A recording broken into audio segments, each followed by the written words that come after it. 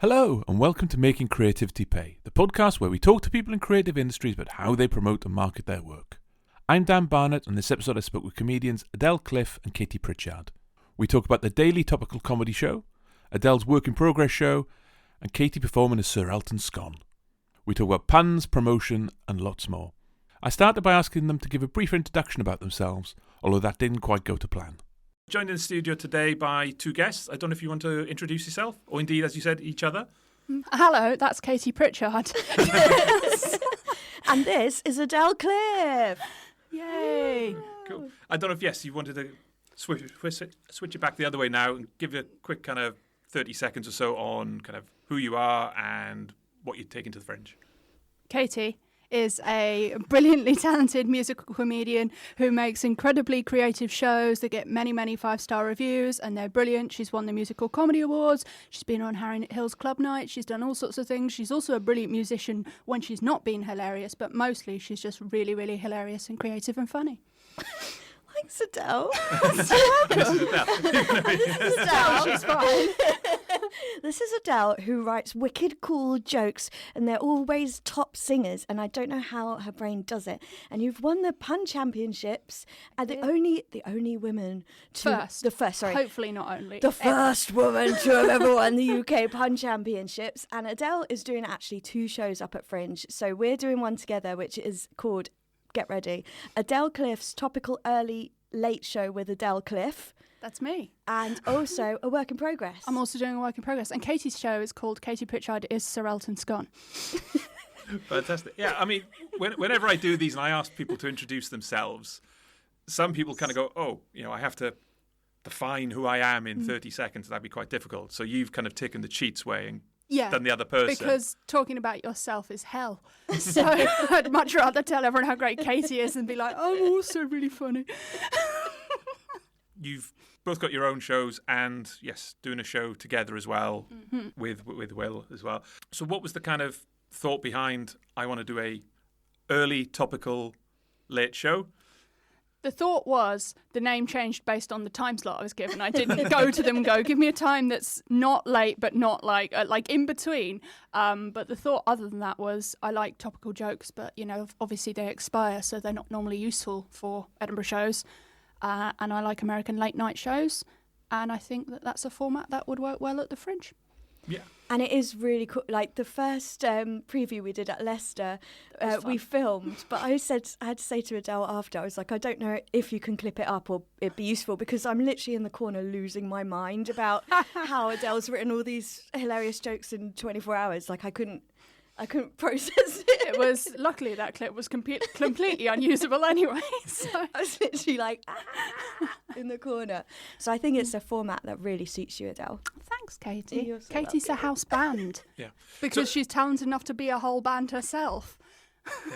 So is the aim to kind of have a Letterman sort of thing? Yeah. Sort of vibe? Like, my favourite's Seth Meyers, and a bit of John Oliver and a bit of all of them. Like that sort of thing where it's, funny monologue, funny bit about the news, funny bit about something else important, one guest, some other musical stuff, some correspondence stuff. And in terms of getting a guest on, is that a lot of work, or is it being fairly easy to kind of get people in? Bullying friends mostly at the moment. I've not filled all the spots yet, Dan. There's still a chance for you, but and we've got some good people already, haven't we? We've got Andrew O'Neill, I just got the other day. Oh, great. Yeah, they're so brilliant.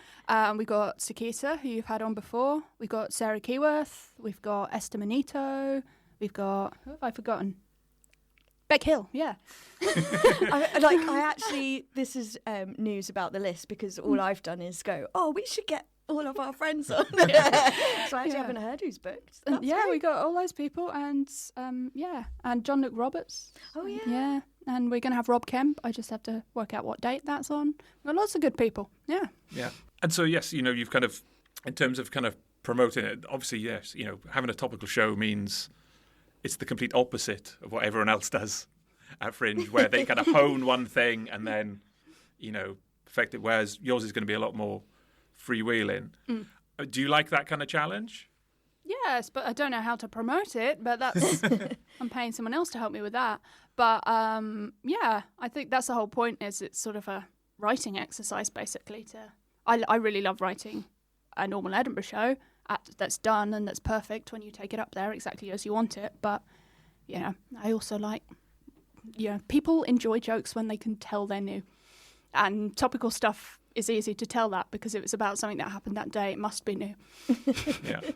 And so kind of how topical are you going to go? If something happens in the morning, we'll try and is get it that in. a good thing or a bad thing for you? In that it's then fresh, and then any joke you do is probably the first time anyone's heard it. Yeah. Whereas if you leave something 48 hours, everything's been on Twitter or whatever else. Everyone's already had a crack at it. Luckily, Twitter's dead now, so that's okay.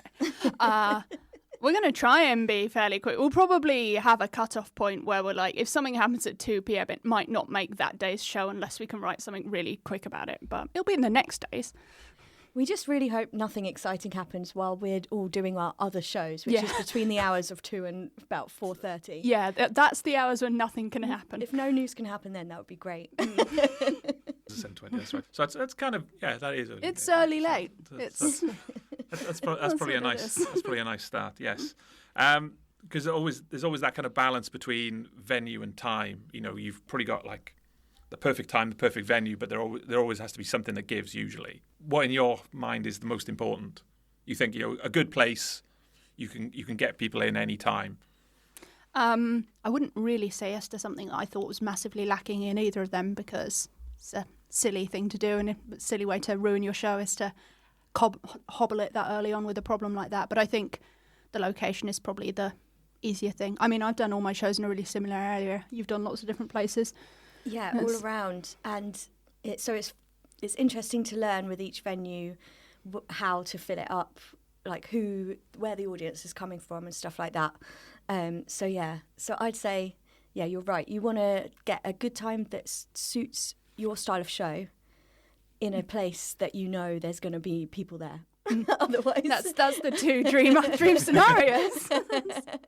So I feel like 7:20 is a great time. It's early late, and we're in isn't the it? Potero bit. Yeah, so that's a busy bit. Everyone has to walk past there at some point, and there's a bar there, so people can hang.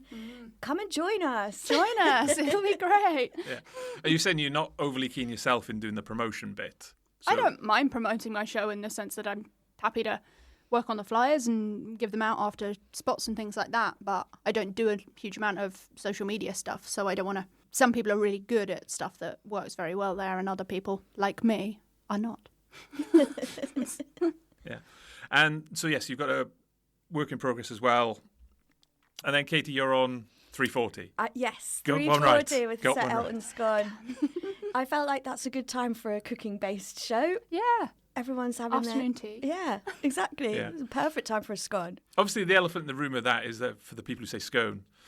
Well, yeah, they're not allowed. No. There's a screening process at the door. How do you pronounce this food object? You cannot come in. No, everyone can pronounce it however they wish, but obviously it is scone in this Sir Elton Scone. Yeah. Puns only work if you Yes. choose the right word. And in Sir Elton Scone doesn't make sense. Unless you say it, Joan. And now you've heard it from the UK Pun Championship as an authority on puns. Herself. Yeah. There's it's like my day job's at Roku, and there's one show that's on called it's pronounced Broad Trip because it's women, but obviously it's a road trip. So broad trip doesn't work as a pun for road trip. And I'm Written down. Someone wrote that down and thought, look at those letters. But no. No. I was like, this doesn't work. It kind of bothered me. And yeah, I'm sure it would bother you immensely. So with a character like that, how do you get to that is probably the nice one. Literally just like a little dash of insanity, I think. And then that's how you get... I basically came up with the idea just during lockdowns when I spent a lot of time on my own. I was just drawing. In the lockdowns, I was like, I don't know how to make any money. A lot of our friends had some well-filmed sets, so they were putting them out on Patreon for money. And I was like, I'd never film any of my sets. I've got nothing. And I just started doing art because I'd always been told I can't draw. It's really good. And my mum and my aunt are both really good artists. So I always felt like I was the one that brought shame on the art side. I don't of our have family. any T-shirts with their art on. Yeah, well, that's because they're doing proper art on canvas. Okay. So you're not allowed to wear it. So one day I just drew Elton John as a scone and found it very entertaining. And then that was kind of it for a bit. And then last year I did Michael Twaite's The Art of Drag course at the Royal Vauxhall Tavern. And just one day in one of the workshops, I just thought, I'm going to present a little character, Sir Elton Scone, and some puns. And then Michael was like, yes, that's the character you've got to make for the showcase. And I was like, oh, okay, so it's fine, you know. I quite like that it's come from a point of time where I was struggling to feel creative, and then it's become one of the most silly, fun, joyous things that I've ever been able to do. So. It's not like all those other Sir Elton Scone shows. This one's unique. When you're doing something like that, yes, you've got the idea, you've got the look, and then how do you kind of flesh that out into a full show? It's been actually really hard to make it just an hour. It's like I just have so much fun. I've been working with a brilliant director and also incredible actor called Adele, who is like the person behind Weirdos comedy, and he's a genius, and you should all go and see his show as well, which is called Who Remembers the 90s. It's very funny.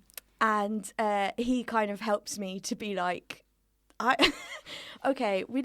he did a time chart of how long each thing took, and basically I think it's my laughter that was taking the most amount of time in the show. I was just really enjoying how the audience were connecting, and so anyway, we've been working like that. So we've been like being really strict on the times of each chunk of the show, and that's how we've worked out what actually goes in the show.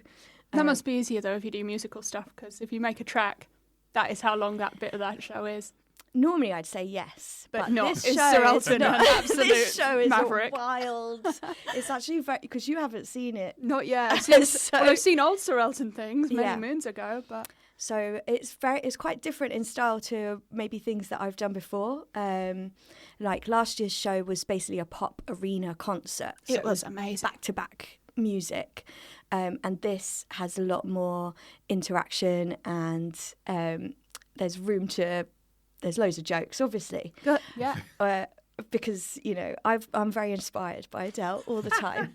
And so I've got lots of jokes in there now. So I've been able to enter some into, when they say, do you have any Do you have any jokes? jokes for the best This is jokes? the first year I've been able to be like, I've got jokes. They're so to good. send in, because they're not to music. So I think previously you should have sent them just like MP3 files. just the snippet of the Yeah, joke that's just like sung. jingles. Print this. So I was going to say, yes, how different is that then being a character as opposed to, doing a more regular stand-up show? I think last year's show was technically also a character, but she was a bit more able to. It was as myself, my name, but she was vaguely American, and that was kind of. A way of stepping into what is a character show like if I'm just one character for the whole show.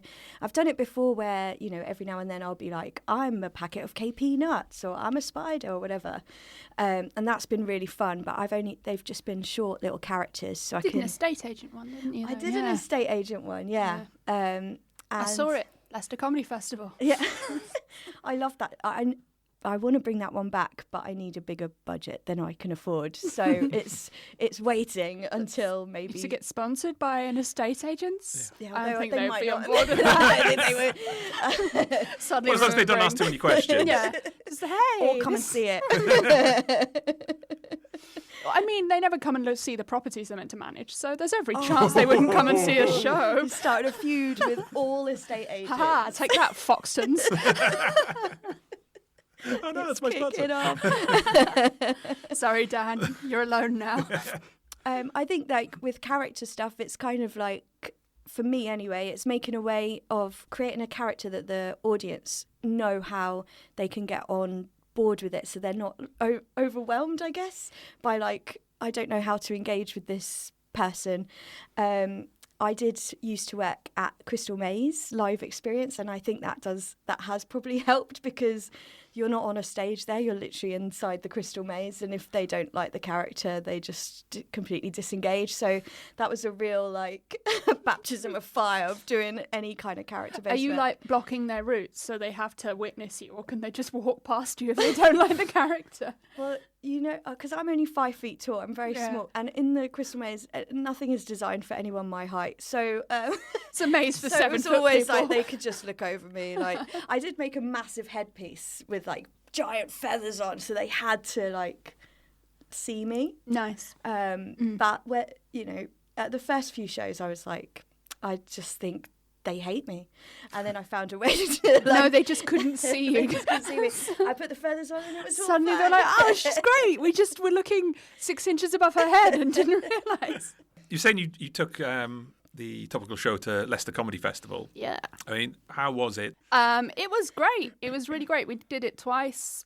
We did it with John Robertson and Tom Mayhew, and it was really lovely. We got loads of people coming back the second time, which is very nice.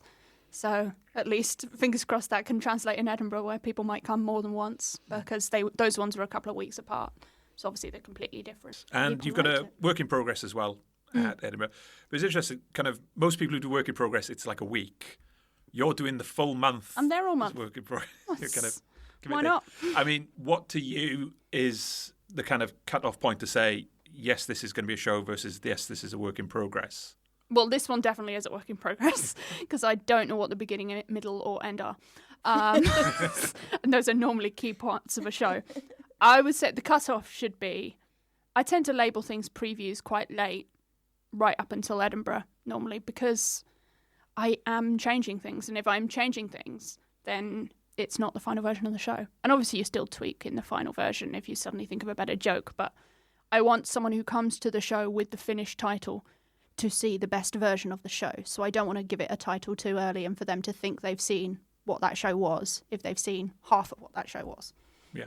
And in terms of, yes, you said the finished title. I mean, I think one of the things I like about your stuff is the show's good as well, but the show title, I think, can break your arm, and the other one, which Adele, Clifford isn't the consequences of my own actions. That was quite long.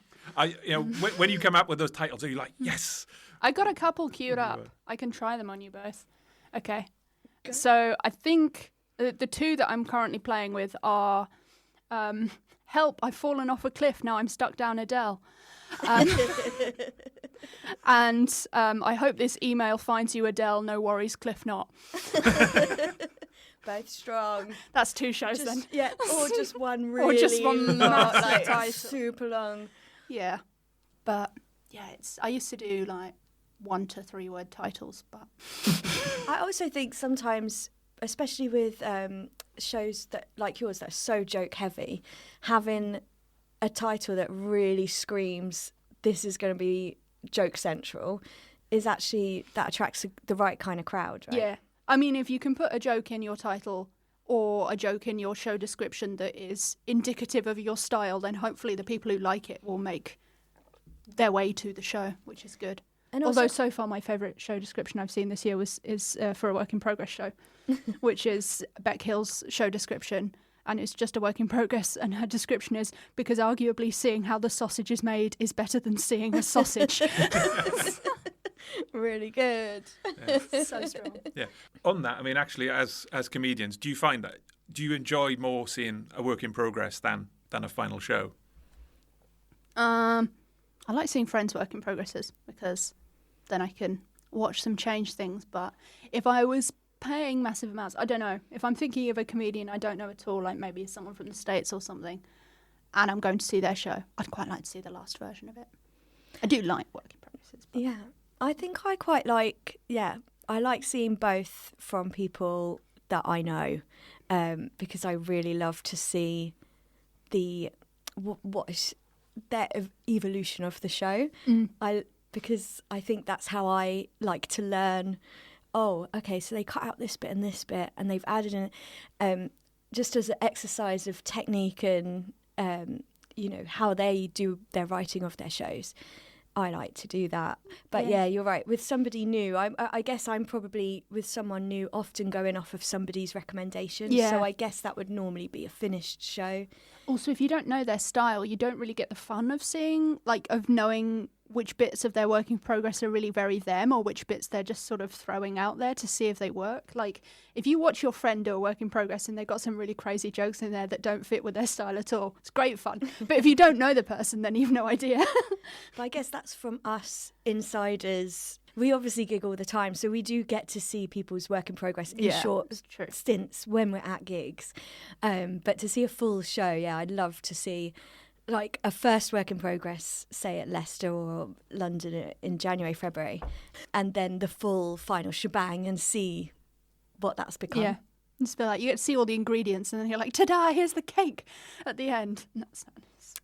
And Ben Target, I worked with before, he directed one of my shows before. He did this amazing one at Vault Festival one time, and he did 4 shows, but they were all completely separate 1-hour shows based on a small idea from his show. So you could watch all 4 of them and then go and watch the show, and you're like, oh my God, he did a whole hour just on that one section. And origami it was of a show. it was amazing.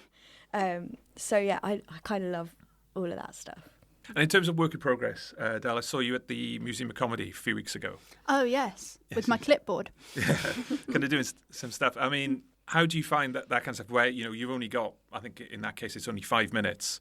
So there's not long enough. not long enough. Unless, obviously, you're on first and then you overrun she did 20 minutes. It was scandalous. All the other acts, we were all sitting there just looking at our watches, being like, we got homes to go to. It was really funny because, I knew there was like about 12 people on the bill. Loads And then the of first us. one's off 20 minutes. I'm thinking, I'm never getting home. No. Was that Monday Club? It was, yeah. Oh, fun. So it starts early, so you think, I'll be done really early, and then the first act is 20. They had to try it out though. That's true. Yeah. And I hope that they got something out of that 20 minutes. But where you've got, 5 minutes here, 15 minutes there, do you kind of take the vibe from the room and I'll do this bit, or do you have today I'm going to do this bit regardless? Sort of depends on how finished a show is. Like if you're getting towards the end of finishing a show and there's 1 or 2 bits that just aren't working, you just have to do them regardless of whether you think there's a bit that the audience might like more. My work in progress is still a work in progress all month, so I can just pick whichever bits I want. Although luckily with the show I'm doing at the moment, I don't know if this will be the final idea, but what I'm currently doing is in the game The Sims, you can be a comedian. It's one of the jobs and one of the hobbies, and you write comedy routines, and the comedy routines all have titles that were pre-assigned by the programmers who made the game. So I'm just writing every routine from The Sims. Blown away by The Sims. Kind of what you're going to do with it. So yeah, your show is pay what you want or pay what you can. Yes. So that Pay means what I can make you.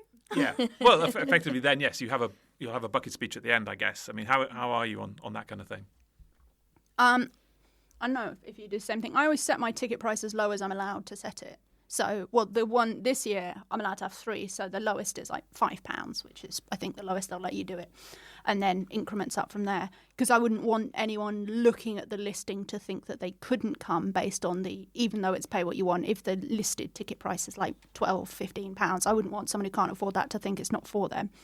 So I put it low, and then my aim is to do a show that exceeds their expectations for that amount of money, and then ask them whether they would give me more. I mean, how have you found it in the past, Katie, with a kind of bucket speech? I put it's inside my show, so I treat it as like maybe the last thing before the big finale. Yeah, I do that ending. too. I think ending right on the end of your show with a "now give me money" is a bummer. I think, but for some people it definitely works. I think it really depends what your style of show is, and in the context of your show, how a bucket speech can fit in. I always love to end on a big, like, feel good, everyone, let's have a party moment. Fireworks, pyrotechnics. So everyone gets a scum. So I definitely put mine inside. I'm in a pay what you can venue. And I've done ticketed for the last few years because of my tech requirements for my shows, just needing to know that what the tech equipment's going to be. And then this year I've written a show which basically is a bit freer in that respect, and I'm excited to go back to a pay what you can venue because again, I can't afford to buy loads of tickets at the current kind of standard rate of about £15, I think it is at the moment. So I've been struggling with I don't expect people to be able to afford that. So it's nice to be in an environment where people can choose what they can afford. Yeah. I also think, I don't know, I've always set my tickets at £5 ever since I first started doing hour-long shows in Edinburgh, which inflation-wise is bad because that was ages ago. And so now I'm making less money. But yeah, the amount of happy people are when they really enjoyed a show that was cheap and then they are willing to give you more money is much more happy than they would be if you charged them the amount they ended up giving you at the beginning, even though they got exactly the same product for the same price. Yeah, I think it's about they've got the decision on how much they're going to pay. And I think actually sometimes at Fringe it's quite overwhelming. If you think about these audience people, maybe they're seeing a few shows a day and it is quite overwhelming. Each show will have its own expectations of what it wants from the audience. Yeah. And so to be able to give them some decision-making process in it is actually really nice, I think. Yeah. I think they really appreciate that. Last year I gave out stickers so that they could choose if I spoke to them or not during the show. And even just doing that, they were like, thank you for letting me just make this decision. Yeah. And I was like, yeah, because that decision often is taken out of their control and they're just asked a question or whatever. Well, it depends on what a show's like as well, doesn't it? Some shows that are quite theatrical and stuff, like I don't know if I'll be able to do it for the topical show, but I always, for all my stand-up shows, just am on stage when the audience come in and like greet them and stuff and wander back and chat to them as they come in. So I have a good idea if someone really doesn't want to be spoken to because I've just had a normal chat to them about like how their day's going or what other shows they've seen. And then they just have a little bit of control, don't they, if they don't want to be involved or don't want to pay lots or don't want to do things like that. I think it's probably stems from like, why did you get into comedy? And I think I just really love making a room of people just have a nice time. So whatever can facilitate that. And if that's checking that someone's okay to be spoken to or giving them the option of paying whatever they can afford to pay or whatever they want to pay or whatever is actually a nice way of helping it get to that point where we're all just we're relaxed and having fun.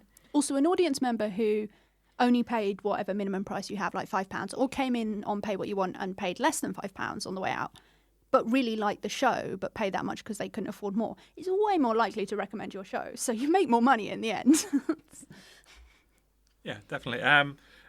Will there be a cross promotion of kind of shows?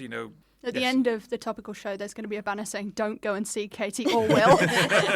You must not. You must not. You've seen them in this show. Go and see new people. I actually believe we've got like a screen or we've got our show information popping up at the end of our show. We will, yes.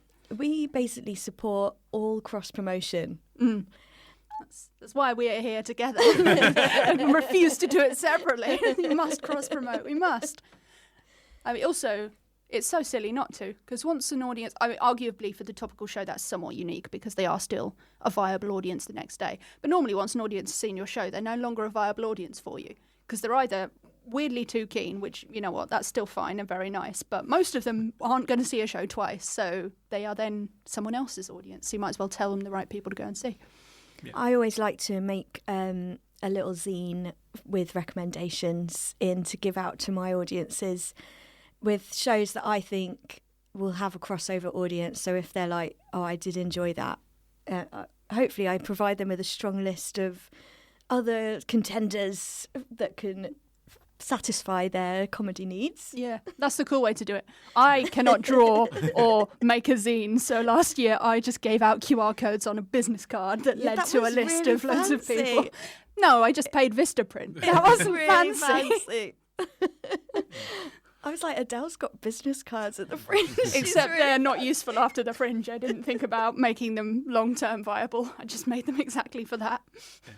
But how do you find that kind of level of support? Because yes, there's 4,000 plus acts, and it's not like someone else's success is going to directly impact on you? Do you find that people generally, within the industry are very supportive of each other? I think it kind of depends. I do think like where I am in sort of a weird, silly people corner of comedy, because everyone's kind of doing something quite different from each other, the support has always been there, especially in musical comedy. We never get to gig with each other. So whenever we can shout out another musical comedian, if there's ever a lineup and there's more than one of us, we're like, oh my gosh, it's happened. I finally get to see you, and you get to hear about other acts, because if you're not booked, maybe there's somebody else that they often book that they think is similar. So that's always been really nice in my kind of corner of comedy. I feel like there's less worry about people copy. There's not really any copying. I mean, who's dressing up as Elton Scone? Me. I'm doing that in my work in progress show. Don't tell. Yeah, I think most people are fairly supportive. I mean, like you said, there's lots and lots of shows, so you can't possibly be equally supportive of absolutely every show, because that's disingenuous. You should be actually recommending people that you think are good. But yeah, if I meet someone when I'm flying, or I'm chatting to some random person in a bar or something, and they're telling me what sort of comedy they like, and it doesn't really sound like me, I'm going to tell them someone that it sounds like. I'm not going to be like, no, you should come and see me. I'll tell them someone else, and then if they remember that interaction fondly, maybe in a few years they might want to see my show or something. Yeah, I think it always actually benefits the whole industry if you are recommending other people to see, because you want to nurture that audience member that is actively seeking out what shows can I go and see, because they're actually they're going to keep their comedy industry, live comedy industry going. Yeah. And instead of maybe people who are watching it from home instead of going out to live stuff. So I think also, if they go and enjoy a live, like if they're at the Edinburgh Fringe Festival and see 5 shows and they really loved all 5 of them, of course they're going to think about coming back. If they go to 5 shows they felt sort of pressured into seeing and they don't really enjoy, you've sort of lost them. Like you said, they're not going to come back and spend money again, and they're not going to fall in love with it. You want to cherish them. Cherish them. They're precious. So Kate, you mentioned the Musical Comedy Awards there, Yes. which you won in 2019 in the before times. Yes, I've had quite a few people on who've performed at the Musical Comedy Awards, and like you said, they say it's nice that, oh, there's another one. You're not just, you're the musical act on a list. You've got a whole host. It's so fascinating. I do kind of understand about, having lots of different styles on a lineup, but it's always so fascinating to me because obviously there's so many music genres in music, and also there's so many topics. So it's very rare that you'd have 2 musical comedians. There's so many ways to do it. Like, are you doing it with a track? Are you doing short songs? Are you doing parodies? Yeah. Are you doing like original? There's so many ways. It's just as diverse as other stand-up. Right? Yeah. So when we do get on bills together, it is so nice, especially because you're like, oh, I'd never have thought of doing, like, there were, there's some great acts that do so many different musical genres that you're like, I would never have even thought of doing that as a musical comedy genre, and it works so well. So yeah, it's really lovely. And if we do get on, I think I was talking to somebody recently and they were like, oh, I've booked another musical act on the bill, like as if warning me. And I was like, well, who is it? Will you fight? And then they told me, they're like, is that okay? I was like, yeah, I was just being nosy to see which act I'm going to get to hang out with.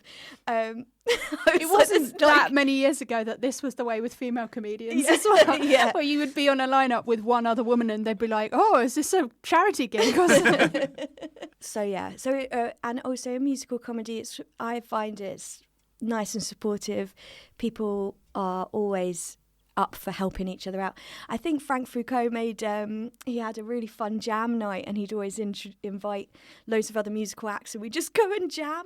It was like an improv they had at the Cavendish Arms, so they had drum kits and some guitars, and you bring your own instruments. That's so cool. Yeah, and then we just take requests from the audience. And when I did it was me, Frank Foucault, Jazz Emu, Rob Copland, Sam Nicoresti.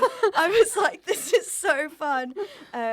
So I think it's a nice community in musical comedy land. Love you guys. And as well as your solo shows, you've done a number of ensemble pieces, so the Jaffa Cake musical and things like that. I mean, do you like the difference between being part of a bigger group versus it just being you? Yeah, I kind of have actually done a solo show and a group show pretty much every Fringe. Oh, well, your group show this year? Just the three of us? Yeah. Oh, little team. It's so nice because sometimes it can feel in Fringe like it's just you versus the Fringe. And obviously we all know it's like you get every emotion plus some that you never knew existed. It's quite tough financially. It's hard on your head. And so to have a group show every day where you're just going to see people that you're looking forward to performing with is actually, that's why I like having a group show. So you can always go, my show today was like, you can mouth off about whatever you've had going on that day and then go, okay, I'm ready to do this show. And because you're all in it together, it's like, even if that show wasn't the best it's ever been, there's like people to talk about it with after, which I always really like personally. Have you done a group show before? I did my first ever Edinburgh Fringe show was a double act. Oh yeah, it was a sketch show, so that was nice. Mostly because it was my good friend, my very bestest friend, Kate, who's now just a professional goth. So she's got a PhD in Victorian mourning. She's one that on TV when they're like, we're going to go and look at a haunted house. Here's an expert. They bring out my friend Kate. Oh my gosh, she's so cool. She's the coolest person I know, really and it's cool. Luckily we don't do a double act together anymore because me next to her is just even dweebier than I actually am. That's super cool. But yeah, it was nice to do that together. Also because it was, we were students. It was our first Fringe, and I think Kate had maybe been before. I hadn't been before, so we didn't know what we were doing either. So it would have been mad alone. Yeah. So you've both done a number of years. I mean, do you think things have changed, or has it always been kind of, for the last 15 whatever years, been kind of incredibly tough and hard financial, or is it even harder than it used to be? I personally think it's maybe impossible to answer from our perspective. Maybe you'd need to ask somebody who's debuted 15 years ago and has gone back every year since. They would probably understand, because I feel like the pressure gets added onto you when you do your debut show. And I did my debut hour after the lockdowns. I did mine in 2018. I don't know as well, because I think the other reason it's hard to tell is I've been there consecutively for years. This will be my 12th Fringe. And apart from that student one, which was further ahead, all of them have been consecutive. So I don't know, it's like, watching a tree grow. You don't really realise until you go away for a few years and then come back. But there are quite a few elements that have gotten more expensive in a more extreme way than... Oh, yeah. The financial side, it's been wildly different since 2022 onwards. Before that, you could find a flat for like, I think, £400-500 for the month. Now I'm thrilled to pay £1,200 for just thrilled. So every year I leave. I've been staying in the same flat for quite a few years now. It's a 3-bedroom place, and I stay with some friends. And we leave, and we're basically to the landlord. We're like, "Oh my God, we love you. This has been the best experience ever. Giving you £4,500 to stay in your student flat was a joy for us." Yeah. I think because I wasn't actually going to do it this year because the financial side, but what I've done is I've made a show that I was having too much fun with, and I've managed to find, I'm staying with friends and stuff like that, and in a pay what you can venue to cut the costs down. But it is like, that's probably the element that's changed the most. And then there's also the industry side where they don't send as many reviewers up now. It's not quite like a lot of the TV and radio and that sort of people don't really visit as much. I think they're moving the TV festival thing. Yeah. So will any TV people come? Yeah. It's constantly changing. Obviously, as you'd expect, something as big as Edinburgh do. But I think you probably want somebody with a real proper knowledge of what it was back in the day. Back in the day, we've just heard stories of that. It sounds dreamy. I'll tell you what. Did you do the 2021 Fringe? See, I did. That was the year when it wasn't going to happen until super late, and then it did happen, and everyone made money. It was amazing. It was great. I can't believe that that's what the Fringe was like. I'm sure elements of it were like that, but because it was so late and everyone had to decide so late, there weren't enough shows for the demand, and the lockdown had only just been lifted in Edinburgh, so everyone was just thrilled to go out. So I went up to do 2 weeks, and in those 2 weeks I added 8 extra shows or something, and everything sold out. Yeah. And I remember everyone coming back going, that is the best Fringe that will ever happen. yeah, ever. I don't think it was the best Fringe creatively or anything. I just think it was, people were so grateful to be there, and the audiences were so grateful. I've had much better Fringes that weren't that Fringe, but yeah, I did make more money doing that Fringe. I think it was less stressful, wasn't it? Because like you say, there was enough people to fill up every room. So it was, mad. You'd be like, I'm going to add an extra show tomorrow, and then people would be there. So on the point about, the TV festival's got to Manchester next year, do you think that when I'm talking to people, there's always this kind of thing about, it's an arts festival, but it's also a trade fair, and kind of where you kind of sit within that. Do you think some people will think, well, I'll maybe do a week or two in Edinburgh, and then I'll do a week in Manchester, and I'll just try and bump into the people at Channel 4 and whatever? I'm not entirely sure how well the week in Manchester would go, outside of a festival of its own or something. But if you didn't have a massive existing following there, I think it would be quite hard to fill something like that. And I think it would also, I think people at the TV festival probably won't necessarily be going to random shows outside of the festival. So maybe if you wanted to coordinate going there to network or something, potentially. But you've got to allow for the fact that probably a lot of people would have that idea. So I don't know if it would be that successful. I'm not a big fan of networking, which is why I'm keeping it real for 12 whole Fringes. Yeah, I don't know if it will change who comes up and who doesn't. Because I know certain element of doing the Fringe is the industry side and growing that network and all those connections. And if you've got a real buzzy show, and I remember last year, obviously they were doing scouting for Saturday Night Live, and just Tina Fey going to watch someone's show. So cool. That probably won't happen if the TV festival is not I had at the Fringe. lower key version of that. In 2023, Graham Norton came to my show. Oh, yeah. Which was very cool. And he's got a very distinct laugh as well. So he's right at the back, but you could tell when he enjoyed a joke. And that was amazing. And I obviously immediately called my mum, who watches the Graham Norton show all the time, and was like, Graham Norton was in my show, and she found it exciting. But yeah, so you won't get that, which is a shame. But I mean, who knows? Because it doesn't stop people from going at all. Yeah, and part of it is because they wanted to expand the pool of acts that they cast in TV shows as well, like panel shows. I know that they wanted to make sure it wasn't just everyone that was at the Fringe, it was acts from everywhere, which is a really good thing. So I mean, who knows? We can just speculate. I have never been to the TV festival. I don't even know. You've actually done gigs, haven't you, on the BBC? Oh yeah, I did a BBC podcast. I think it was part of the TV festival. You've been? But it was in Edinburgh at the same time as the Edinburgh Fringe. I can't say I noticed a difference. I went to the BBC bit of the thing, which was when it was still right near Bristow Square. So it wasn't even I had to walk far. I don't know how different that bit was or wasn't, but yeah. Who knows? But maybe some nice fun people will still come and see the shows. Yeah, please. Maybe they won't have events to go to afterwards so they can hang. Oh. Yeah. Also, it does mean if those people aren't there, there is an element of you being able to explain how well your show went and what your show was without them having seen it. You get the first impression being your description, not them being them seeing the show. You mentioned a bit about Twitter earlier, and yes, I mean, I imagine as comedians, comedy writers, then Twitter was a great place to kind of just pop things off, just kind of see what happens, what takes off, what doesn't, and now that's gone. Is there anywhere for that for comedians now?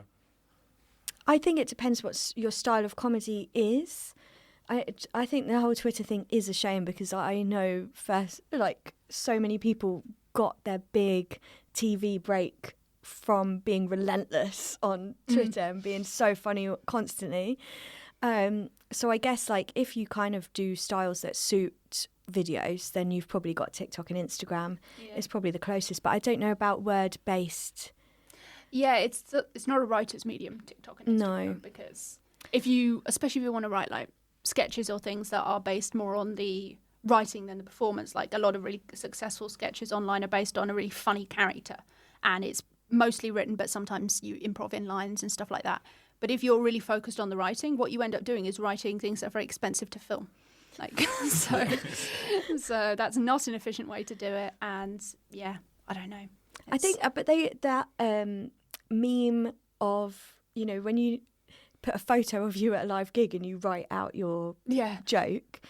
I mean, that is the kind of equivalent format right now than Twitter, which does allow for more long-form jokes than Twitter did. I appreciate that. But it is so wild to me to be scrolling through instead of watching somebody. I'm in a comic. Yeah, it's like a comic book. Yeah. But then every now and then I'll find one that I'm literally howling at. So maybe that is like a great format. I suppose you do also with that as well. You have the ability to really separate up where you want people to pause whilst they're reading it and stuff, which is helpful. Yeah, so, I had Richard Stott on. He was talking about that. I think he used that. And it's interesting. He kind of said that obviously it doesn't really have to be what you're saying in that clip. So it's just it's a nice mechanic. Because yes, it is probably the closest you can get to kind of a written joke. I mean, I would also say it's not great for building a following, but the best place to try that is at gigs, actual gigs. Yeah, it's hard. You kind of need something that you can transfer online now, so that because I think you're being booked as well based on your influencing to sell tickets. I'm super influential in person. I don't even know the right word for it, so I think I failed. So you have a fair amount of crowd work clips up on your Instagram, mainly at the kind of comedy store. And is that, I guess that's good in a way. You can kind of say, hey, look, I'm a comedian. B, I performed at the comedy store once. Yes, I know what I'm doing. I mean, how do you find kind of promoting and crowd work and online and all that kind of stuff? I don't really like doing it. I don't. Live comedy is meant to be live in the room. That's the whole point. Otherwise, it's, a sitcom. I don't mind putting stuff up. I don't really put that much stuff up at all, to be fair. I think on my whole Instagram there's maybe 5 clips, which is bad. And I should do better. And we are going to put clips up from the topical show. We're going to be so strict on ourselves. Yeah, so because that material will expire, so we have to put it up, otherwise it will die. Day. But yeah, I'm not good at it. I don't like it, and I prefer live comedy. On that though, you did a filming, I think it was in January, of your show. I did, yes. What were you what you plan to do? Is that then to go on YouTube? Is that to clip up for other things? Well, I'll clip it up for some stuff, but the full version of it will go somewhere, probably somewhere on YouTube. We've done the first version of the edit. We're not going to be able to do all the sound mixing and stuff until after the Fringe, so I've got time to think about exactly where. But yeah, the full version of it will go somewhere. Yeah. And Katie, your special is up on Next Up, so it's on ITV. I had ITV's Katie Pritchard. Yes. And it was also in British Airways in-flight entertainment for a bit. That. I don't know if it still is, but I just remember when it first got launched on there, my friends were like, what? I didn't even know. I was like, just the thought of people watching my silly show flying somewhere. That would be great. That'd be perfect. I guess like an hour's show is actually quite a good time to be watching for a flight. Yeah. I had Eleanor Morton on, hers is on there as well, and she said she had a Samsung TV, and occasionally like it would autoplay, and so like she'd turn the telly on and it was her face doing the special. But I guess it's nice. I mean, have you had much feedback from people who've kind of seen it? A fair bit, definitely when it first launched, and Next Up were very kind to me in that they streamed it live during the show, so it got that instant watch, and I got loads of interactions on Twitter, RIP. Then also they then re-screened it and let it be on the service then after that. And I think the first day that it launched, we did like a watch party, and it was quite fun. So nice. There's been people who have watched it and have gone to my T-shirt shop. I've got a T-shirt store that I set up in the lockdowns. I've got loads of them. And they've bought the merch from that show and stuff like that. So yeah, I think it's been really cool for me because that's people who maybe wouldn't have ever found out about what's type of stuff I get up to, and they've just found me on there. And then they've since come to my shows in real life, so that's been really, really nice. So yeah, I hope to one day be able to get some more shows filmed. So we'll see. I'll just put it out there. Next up, if you want to come and see. Casey still has a face and she's still funny. But they've been so kind to me, and they also put me in, like, they had like a critically acclaimed section that they put my you show are in, critically which acclaimed. I found wild, because I was like, look at who else is on this platform. So, you know, they do really nice stuff for me like that, which is, thank you so much. Next up.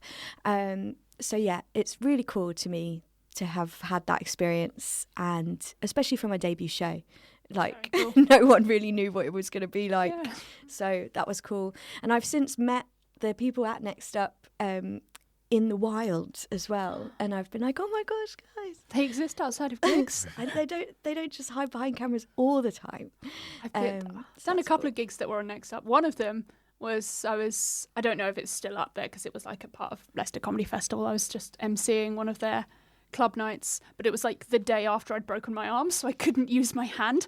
So I had to get this guy from the audience to come up every time I needed to move the microphone stand for another act and like make them put it at the right height, because I don't know if you've ever broken your arm, but like the first day or two after, you just can't use it at all, and then it becomes like just a working hand but with a thing on it. But I was in that nothing will work stage, so I did do that gig, and then immediately afterwards, like, my friend Tom sent me a message being like, you broke your arm, and I was like, oh yes, sorry, I didn't know that was an update you needed. People are going to come to your show based on that and be like, what?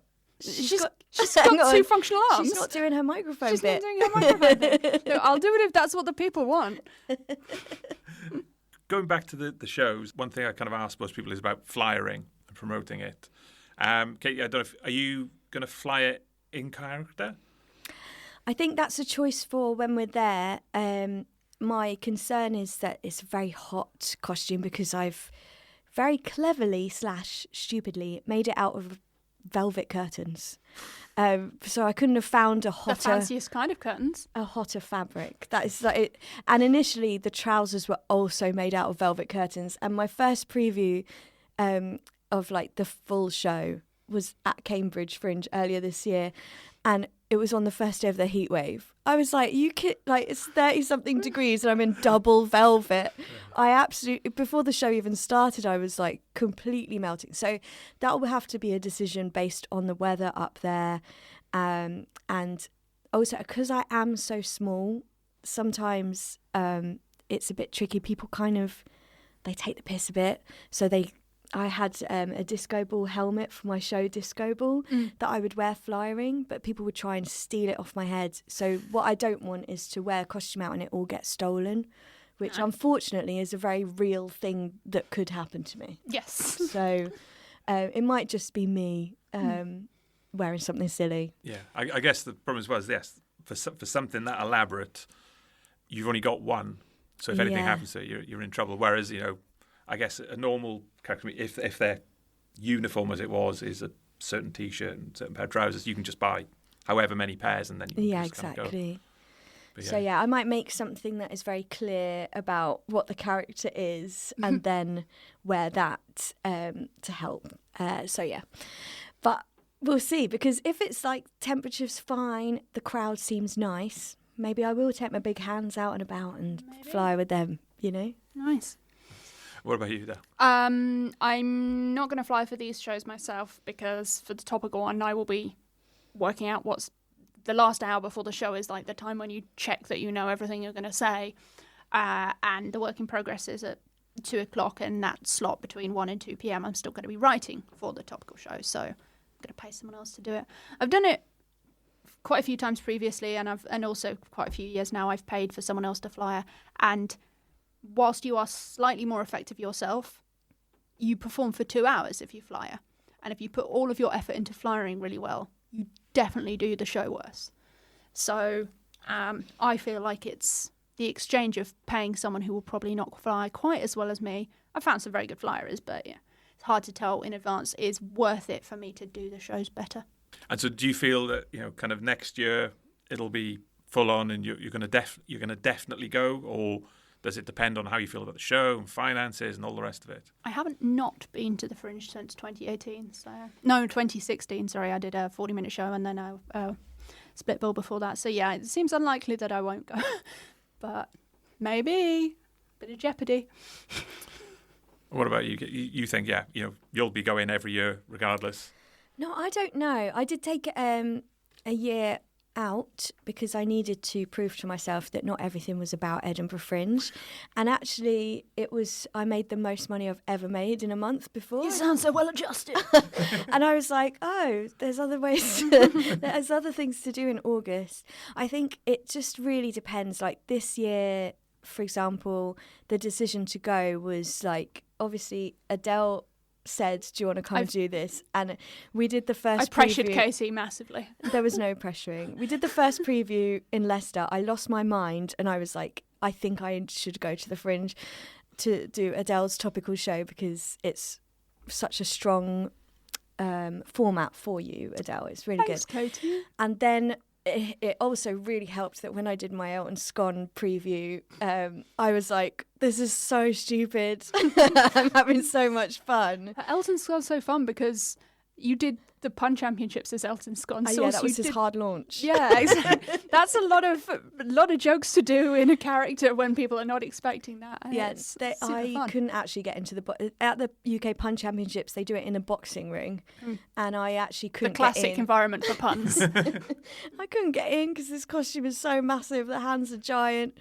At the time, I had a piece of plumbing pipe holding up the shoulders of my suit because it's such a big suit, and I just had to shimmy myself along the floor to get in. But it was so fun doing that, and then doing the very early work in progress at Leicester was basically 200 puns that I didn't get to do at the Pun Championship. They were so good though. I'm just glad they got an outing. And then the elements of what the show has become now, it was like a real starting nugget of, oh, this could be what it is.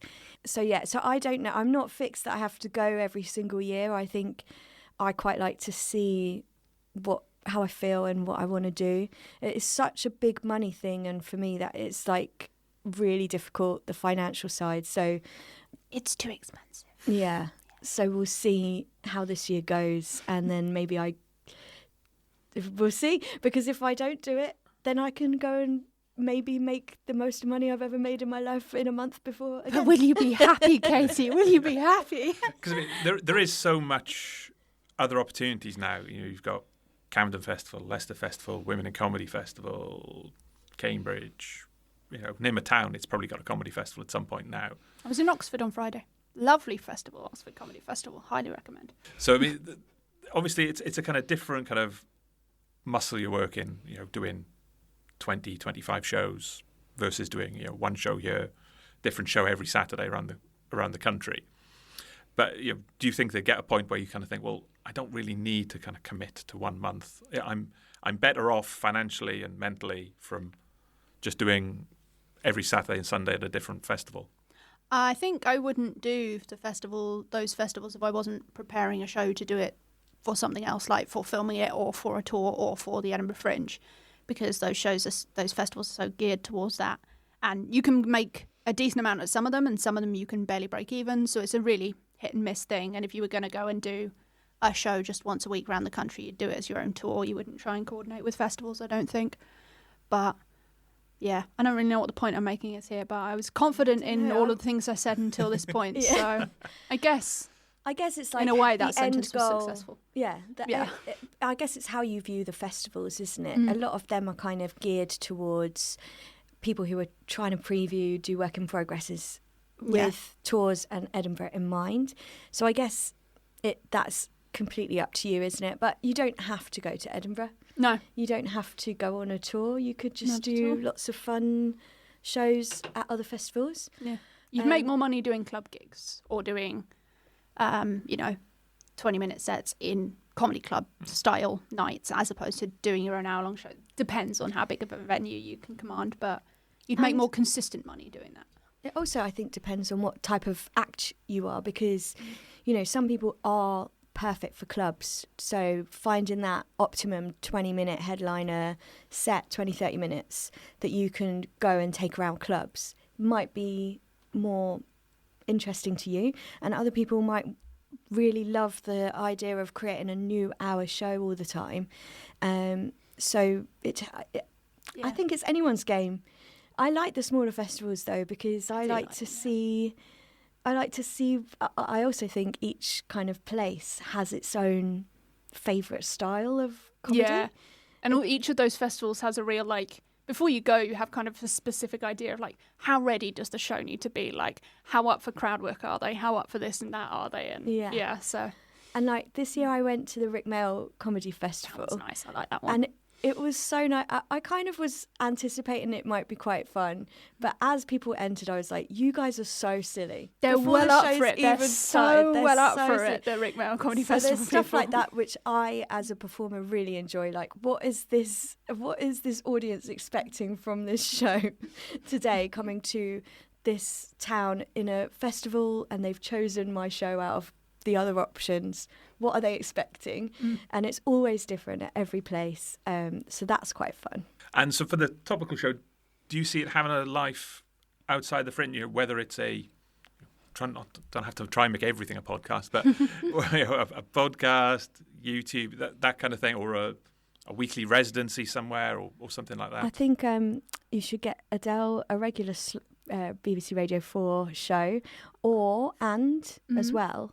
On the TV, and also Mock the Week and these kind of shows. These are all great options. If you're casting, I think you should also hire Adele Cliff. Oh, thanks, Casey. And also, if you're casting, hire Casey too.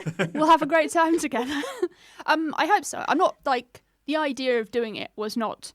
I'm not doing it as a personal exercise to flex that muscle. I'm doing it because I think that's something I'm good at, and I would like people to know that I'm good at that and to seek me out for that. So I'm not just doing it to prove a point.